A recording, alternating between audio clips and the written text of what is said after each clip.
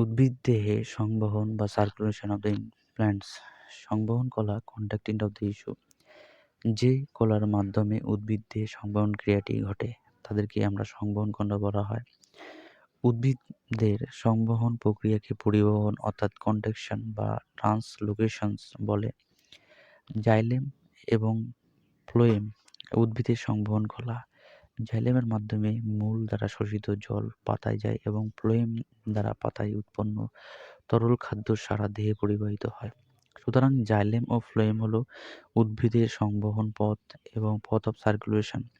জাইলেমের প্রধান উপাদান ট্রাকিয়া ও ট্রাকিড এবং ফ্লোয়েমের প্রধান উপাদান হলো সিপনল বা সিপ টিউব এবং সিপ কোষ সিপ সেল উদ্ভিদের পরিবহনে মুখ্য ভূমিকা গ্রহণ করে।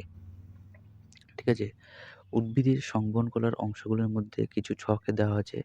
দেখা যাচ্ছে এখানে সংবহন কলাকে দুভাগে, একটা জাইলেম আর একটা ফ্লোয়েম। জাইলেমকে আবার ৪ ভাগে ভাগ করে, একটা ট্রাকিয়া, একটা ট্রাকিড, জাইলেম ও জাইলেম প্যারেনকাইমা, জাইলেম তন্তু এবং ফ্লোয়েমকে ৪টি ভাগে ভাগ করে, একটা সিপনল, ২ হচ্ছে সঙ্গী কোষ, একটা ফ্লোয়েম প্যারেনকাইমা, একটা ফ্লোয়েম তন্তু।